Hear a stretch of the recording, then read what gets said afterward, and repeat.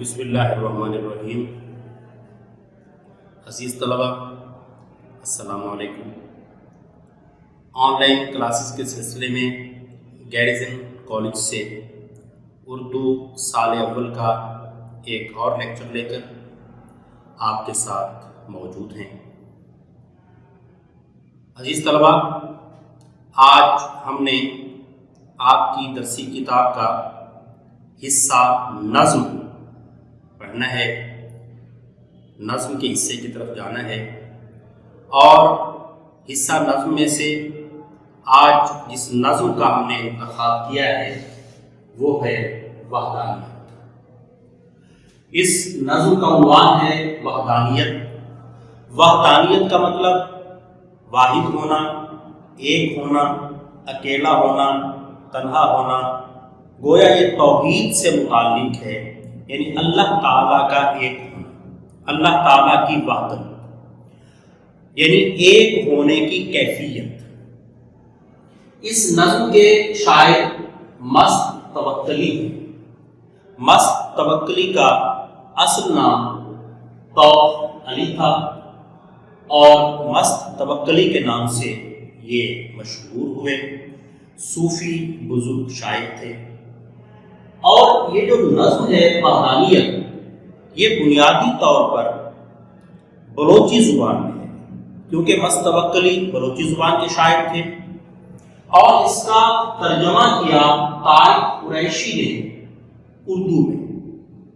ترجمے کے حوالے سے یاد رکھیے گا کہ کسی بھی زبان سے کسی دوسری زبان میں نثر سے نثر میں ترجمہ ہو سکتا ہے، یعنی نثر کا نثر میں ترجمہ ہو سکتا ہے، نثر کا شاعری میں ترجمہ ہو سکتا ہے، شاعری کا نثر میں ترجمہ ہو سکتا ہے، یا پھر شاعری کا شاعری میں ترجمہ ہو سکتا ہے۔ سو یہاں طارق قریشی نے بلوچی زبان کے اشعار کا شاعری میں ترجمہ کیا ہے اردو زبان میں۔ تو یہ گویا طارق قریشی مترجم ہیں، ترجمہ کرنے والے ہیں۔ ان کی نظم جو یہ وحدانیت ہے، مست توکلی کی نظم، وہ ان کی ترجمہ شدہ ہے، یعنی انہوں نے ترجمہ کیا ہے۔ اب ہم شاعر کے تعارف کی طرف چلتے ہیں، یعنی مست توکلی کے تعارف کی طرف چلتے ہیں۔ مست توکلی 1828 میں بلوچستان کے ضلع سپی کے قصبہ کاہان میں پیدا ہوئے۔ ان کا تعلق قبیلہ مری کی شاخ شیرانی سے تھا۔ مست توکلی کے فن اور شخصیت کے بارے میں بات کریں تو بلوچی زبان کے درویش صفت صوفی شاعر مست توکلی نے عشق مجازی کے پردے میں عشق حقیقی کو بیان کیا ہے۔ آپ صوفیانہ شاعری میں اہم مقام کے حامل ہیں۔ آپ کی شاعری مصنوعی اور فرضی عناصر سے پاک ہیں۔ آپ صاحب کرامت صوفی بزرگ تھے۔ آپ کی شعری خدمات کے صلے میں وفاقی حکومت نے آپ کے نام پر ایک ادبی ایوارڈ جاری کیا، اور بلوچستان کے عوام نے آپ کو عندلیب بلوچستان، عندلیب بلبل کہتے ہیں، بلبل کو کہتے ہیں، تو عندلیب بلوچستان کا لقب دیا، گویا بلبل بلوچستان کا لقب دیا۔ آپ کی وفات 1895 میں ہوئی، اور کوہلو جو کہ بلوچستان کا شہر ہے، کوہلو کے قریب میدان گری میں مدفون ہے۔ عزیز طلبہ، یہاں مست توکلی کے بارے میں کچھ اور بھی جاننا ضروری ہے، اور وہ یہ ہے کہ انہوں نے عشق حقیقی کا سفر کیسے طے کیا۔ مست توکلی ان صوفی بزرگ شعراء میں سے ہیں جنہوں نے عشق مجازی سے عشق حقیقی تک کا سفر طے کیا۔ مست توکلی بلوچستان کے رہنے والے تھے، قبائلی نظام ہے وہاں، بھیڑ بکریاں چرایا کرتے تھے۔ یہ جو ان کا نام ہے مست توکلی، یہ دو حصوں پر مشتمل ہے، مست اور توکلی، یہ دو الفاظ ہیں۔ مست یعنی مجذوب، جذب کی کیفیت میں رہنے والا، اپنے آپ میں محو رہنے والا، یہ مست ہے، یعنی جس کو دنیا کی دنیا داری کی پرواہ نہ ہو۔ توکلی توکل سے ہے، یعنی اللہ پر بھروسہ کرنے والا۔ گویا مست علامت ہے ان کے عشق مجازی کی، اور توکلی علامت ہے ان کے عشق حقیقی۔ ان کے عشق مجازی سے عشق حقیقی کی طرف آنے کی کہانی بھی بڑی دلچسپ ہے کہ ایک مرتبہ بھیڑ بکریاں چراتے ہوئے ایک طوفان میں گر گئے، بارش کا سلسلہ شروع ہو گیا، ایک خیمہ نظر آیا، وہاں جا کر پناہ لی، اہل خیمہ نے انہیں پناہ دی۔ اسی دوران ایک خاتون جس کا نام شمو تھا، وہ خیمے کی تنابیں، رسیاں جن کے سہارے خیمہ کھڑا ہوتا ہے، ان کو کسنے کے لیے باہر آئی، تو مست توکلی انہوں نے دیکھا تو انہیں اس سے محبت ہو گئی، اور یہی محبت کا سلسلہ ایسا بڑھا کہ آپ کیا کرتے تھے کہ اپنی بھیڑ بکریاں لے کر اسی مقام پہ آ جاتے تھے، اور وہاں بیٹھ کر بھیڑ بکریاں ان کی چبتی رہتی تھی، اور خود ایکلا بیٹھ جاتے تھے اور صرف اس خیمے کی طرف یا اس خاتون کی طرف دیکھتے رہتے تھے، اور اپنے کیفیت میں کھوئے رہتے تھے، محو رہتے تھے، مگن رہتے تھے۔ اب آگے کہانی درمیان میں دلچسپ ہے، لیکن ہم اس کو شارٹ کرتے ہیں، اس کو تھوڑا کرتے ہیں۔ جب اس خاتون کا انتقال ہوا تو وہ اس کا شوہر اس کو دفن کر کے وہاں سے چلا گیا، لیکن مست توکلی وہیں موجود رہے اور اس خاتون شمو کی قبر کی دیکھ بھال کرتے رہے، پہاڑوں پر پھرتے رہتے، خوبصورت پتھر اکٹھے کرتے، اور وہ لا کر اس کی قبر پر اس کو خوبصورت بنانے کے لیے رکھتے تھے۔ کئی برس بعد مست توکلی کا قبیلہ انہیں لینے کے لیے کہ آپ اپنے قبیلے میں واپس چلیں، وہاں آیا اور ان کی منت سماجت پر آپ کے ساتھ وہ لیے مست توکلی۔ کوہلو سے کوئی 14 میل کے فاصلے پر پہنچے تو ایک جگہ ٹھہر گئے اور اپنے قبیلے والوں سے کہا کہ آپ کھانے پینے کا بندوبست کریں، میں ذرا خیمے میں آرام کرنا چاہتا ہوں، مجھے آپ نے تب جگانا ہے جب آپ کھانے پینے سے فارغ ہو جائیں۔ اہل قبیلہ نے جب کھانے پینے کے بعد ان کو جگانے کی کوشش کی تو دیکھا وفات پا چکے تھے۔ ان کی وصیت کے مطابق ان کی میت ایک اونٹ پہ رکھ دی گئی، اور اونٹ 20 میل کے فاصلے پر جا کر رکا، جو کہ میدان گری تھا جہاں ان کی قبر بنی اور ان کو دفن کیا گیا۔ عزیز طلبہ، اصل میں صوفی بزرگ شعراء یا صوفی بزرگ صوفیزم سے تعلق رکھنے والے لوگوں کو ہر جلوے میں اللہ کی ذات نظر آتی ہے، ہر ذرے میں اللہ کی ہر تخلیق میں۔ جب وہ عشق مجازی سے عشق حقیقی کی طرف سفر طے کرتے ہیں تو پھر کائنات کے ذرے ذرے میں اور اللہ کی ہر تخلیق میں انہیں اللہ کا جلوہ نظر آتا ہے، اور یہ جلوہ انہیں عشق مجازی سے عشق حقیقی کی طرف لے جاتا ہے۔ آئیے طلبہ، اب ہم اس نظم کے اشعار کی تشریح کے حوالے سے بات کرتے ہیں۔ جی عزیز طلبہ، اب ہم اس نظم کے پہلے شعر کی طرف چلتے ہیں، دیکھتے ہیں کہ شاعر اس شعر میں کیا کہتا ہے۔ میں نے جیسے کہ بتایا کہ وحدانیت کا مطلب ایک ہونے کی کیفیت، یعنی اللہ کے ایک ہونے کی کیفیت، اللہ کی توحید کو بیان کیا ہے مست توکلی نے اس نظم میں۔ گویا یہ حمد ہی ہے، حمد کی ایک شکل ہی ہے۔ پہلا شعر ہے، اے خدا تو ہے واحد و یکتا، ہے یہ شاہی فقط تجھے زیبا۔ اے خدا، معنی دیکھ لیجیے، اے خدا یعنی اللہ تعالیٰ کو مخاطب کیا ہے، تو ہے یعنی صرف تو ہی ہے، واحد اکیلا تنہا ایک جس جیسا کوئی نہ ہو، یکتا کا بھی مطلب یہی ہے، بے مثل بے مثال جس کی مثال کوئی نہ ہو۔ ہے یہ شاہی، شاہی کہتے ہیں بادشاہت کو، فقط صرف تجھے یعنی اے اللہ تجھے زیبا یعنی جچتی ہے، سجتی ہے۔ نثری مفہوم دیکھیے، ہاں ایک بات اور یاد رکھیے کہ یہ جو الفاظ کے معنی نیچے لکھے ہوئے ہیں یہ صرف آپ کو سمجھانے کے لیے ہے۔ پیپر میں آپ نے الفاظ معنی یا ہر لغت بالکل نہیں لکھنا، بلکہ آپ نے شعر لکھنا ہے، شعر کے بعد شاعر کا نام لکھنا ہے اور نظم کا عنوان لکھنا ہے۔ پہلے شعر کے بعد پہلے نظم کا عنوان لکھنا ہے، پھر شاعر کا نام لکھنا ہے اور پھر اس کے بعد نثری مفہوم لکھنا ہے۔ اب اس شعر کے نثری مفہوم کی طرف آتے ہیں۔ اے خدا تو واحد و لا شریک ہے، اس کائنات کی بادشاہت صرف تجھے ہی جچتی ہے۔ اب ہم اس کی تشریح کریں گے۔ نثری مفہوم کے بعد آپ تشریح کی ہیڈنگ دیں گے اور آپ تشریح کرنا شروع کریں گے، تشریح لکھنا شروع کریں گے۔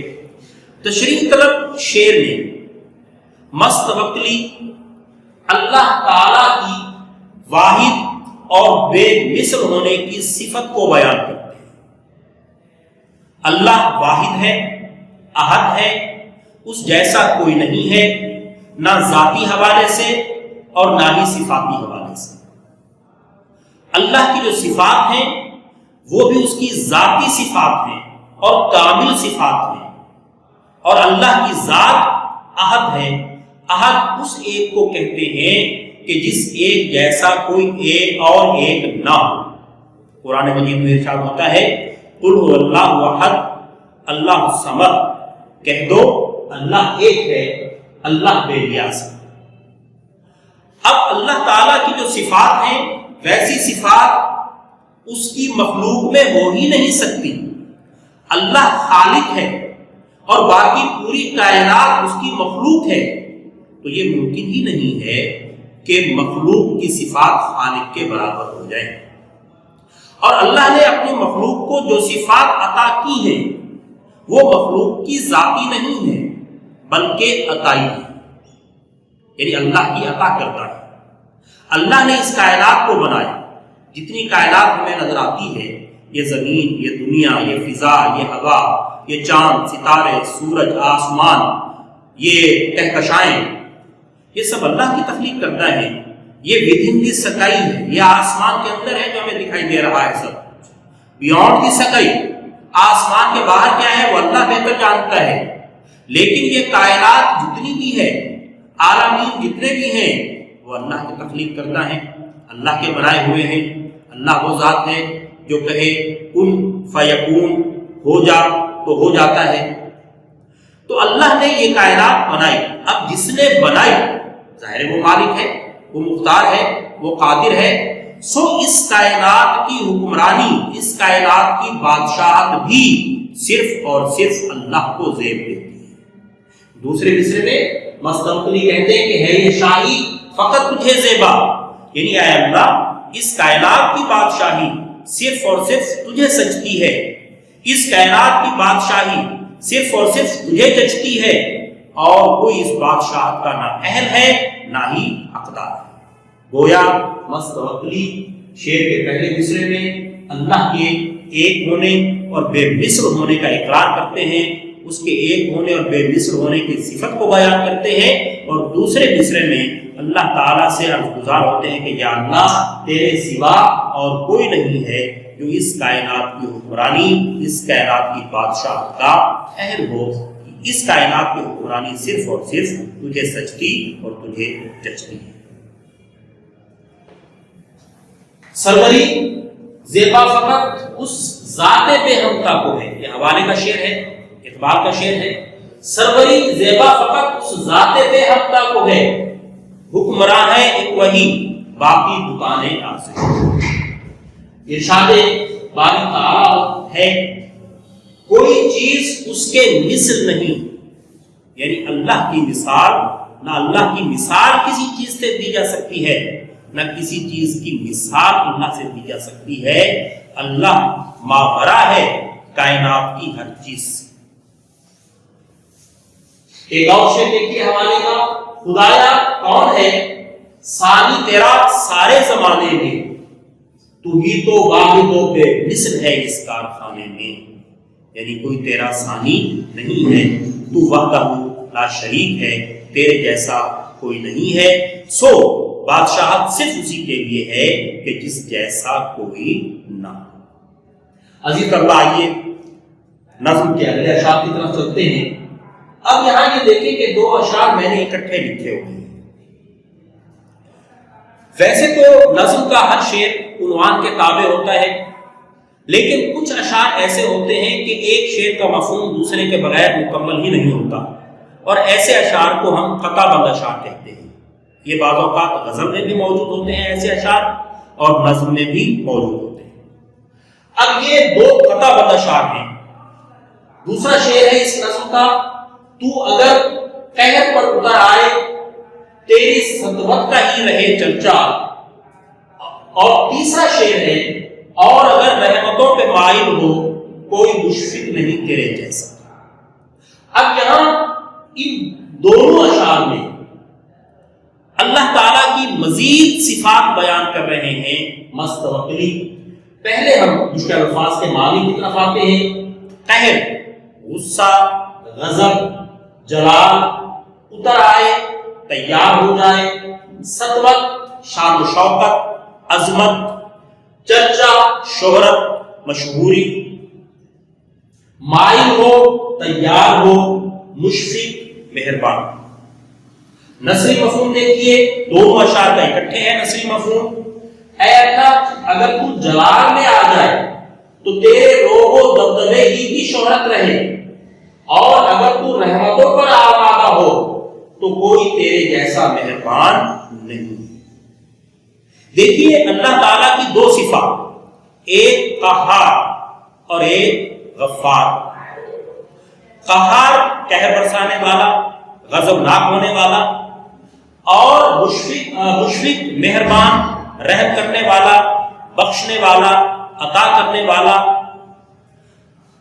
ہم قرآن مجید پڑھنے کا جب آغاز کرتے ہیں تو اس آیت سے کرتے ہیں بسم اللہ الرحمن الرحیم، اور قرآن مجید کا پہلا سورہ ہے الحمدللہ رب العالمین الرحمن الرحیم مالک یوم الدین ایاک نعبد و ایاک نستعین اہدنا الصراط المستقیم صراط الذین انعمت علیہم غیر المغضوب علیہم ولا الضالین، کہ یا اللہ ان لوگوں کے رستے سے بچا کہ جن پر تیرا غضب ہوا اور جو گمراہ ہیں اور بھٹکے ہوئے ہیں۔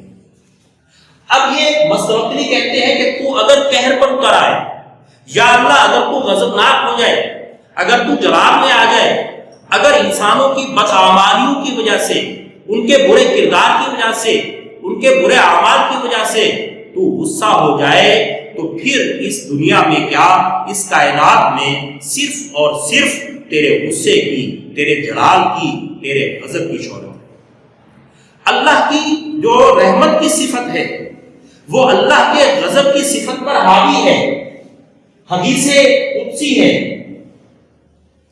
کہ میری رحمت میرے غضب پر، میری رحمت میرے غضب پر حاوی ہے۔ اللہ تعالیٰ کی رحمت کے خزانے یقیناً وسیع اور بھرے ہوئے ہیں۔ اللہ تعالیٰ کی رحمت کا سمندر بے کنار ہے، لیکن جب انسان کوتاہی پر کوتاہی کرتا چلا جاتا ہے، غلطی پر غلطی کرتا چلا جاتا ہے، گناہ پر گناہ کیے چلا جاتا ہے، برا راستہ اختیار کر لیتا ہے، برائیوں میں ڈوبتا چلا جاتا ہے، تو پھر کبھی کبھی اللہ کا جو غضب ہے وہ نازل ہوتا ہے۔ آپ تاریخ عالم اٹھا کر دیکھیے کہ سب سے پہلا غضب شیطان پر، ابلیس پر نازل ہوا۔ عزازیل جس کا نام تھا، اللہ کے مقرب فرشتوں میں شامل تھا، لیکن جب اللہ نے آدم کو تخلیق کیا اور فرشتوں کو سجدہ کرنے کو کہا تو شیطان اکڑ گیا اور کہا میں تو آگ سے بنا ہوں، آدم سے بہتر ہوں، میں تو سجدہ کروں۔ انکار کیا اللہ کے حکم کا، اور پھر اللہ کا غضب نازل ہوا اور اللہ نے اسے کہا کہ ابلیس، انکار کرنے والا، مایوس ہونے والا، نکل جا میرے دربار سے۔ اس کے بعد آپ دیکھیں کہ فرعون کو دیکھیں، فرعون مصر کو دیکھیں، خاص طور پر ہم حضرت موسیٰ علیہ السلام کے حوالے سے دیکھتے ہیں کہ جب فرعون موسیٰ ان کی قوم کا تعاقب کر رہا تھا تو جب دریائے نیل کے قریب پہنچے تو اللہ کی رحمت نازل ہوئی حضرت موسیٰ ان کی قوم پر، اور دریا میں راستے بن گئے، حضرت موسیٰ اور ان کی قوم وہ راستہ پار کر گئے، دریا پار کر گئے، اور جب فرعون اور اس کا لشکر پیچھے گیا تو دریا کے پاٹ آپس میں مل گئے اور فرعون اپنے لشکر سمیت غرق ہو گیا۔ اب یہاں اللہ کی دونوں صفات ہمیں نظر آتی ہیں، رحمت بھی جو موسیٰ علیہ السلام اور ان کی قوم پر ہوئی، اور غضب بھی جو فرعون اور اس کے لشکر پر ہوئی۔ آپ دیکھتے ہیں کہ جب نمرود نے حضرت ابراہیم علیہ السلام کو آگ میں پھینکا تو اللہ کی رحمت نازل ہوئی اور آگ گلو گلزار بن گئی۔ حضرت ابراہیم علیہ السلام کو اس آگ سے کوئی نقصان نہیں پہنچا، یہ اللہ کی رحمت ہے۔ اور پھر اسی نمرود کو جس نے خدائی کا دعویٰ بھی کیا اور حضرت ابراہیم علیہ السلام کو نقصان پہنچانے کا قصد بھی کیا، اس کی ناک میں چھوٹی سی اللہ کی حقیر مخلوق ایک مچھر گھس گیا اور وہ اس کے لیے تکلیف کا سبب بھی بنا اور موت کا سبب بھی بنا۔ آپ دیکھتے ہیں کہ تاریخ عالم میں کتنی عظیم سلطنتیں وجود میں آئیں، کتنے عظیم بادشاہ رہے، سکندر اور دارا جیسے، لیکن وہ آج موجود نہیں ہیں۔ نہ گورے سکندر، نہ ہے قصر دارا، مٹے نامیوں کے نشان کیسے کیسے۔ تو یہ اللہ کے غضب کی نشانیاں بھی ہمیں اس زمین پر دکھائی دیتی ہیں۔ قوم عاد و ثمود کو دیکھیں کہ اللہ کے غضب کا شکار ہوئے، اور پھر اللہ کی رحمتیں جب انسان پہ نازل ہوتی ہیں تو وہ نعمتوں سے مالا مال ہو جاتا ہے۔ تو اللہ تعالیٰ نے انسان کو اپنی رحمتوں سے بھی نوازا اور انسان کی بدعمالیوں کی وجہ سے اس پہ غضب کی۔ اسی لیے حالی کہتے ہیں پھندے سے تیرے کیوں کر جائے نکل کے کوئی، پھیلا ہوا ہے ہر سو عالم میں جاگ دے۔ یا اللہ اگر تو جلال میں آ جائے، غصے میں آ جائے، تو پھر کوئی بھی تیرے اس جلال اور غصے سے نہیں بچ سکتا، چاہے وہ کتنا ہی بڑا بادشاہ کیوں نہ ہو، چاہے وہ کتنا ہی بڑا شہنشاہ کیوں نہ ہو، وہ تیرے جلال اور غصے سے نہیں بچ سکتا۔ قیامت کے دن جب اللہ کا جلال روح پر ہوگا تو اللہ تعالیٰ فرمائے گا کہ لمن الملک اليوم، آج کس کی حکومت ہے، اور خود ہی جواب دے گا للہ الواحد القہار، کہ وہی ایک قہار رب ہے جس کی آج کے دن حکومت ہے۔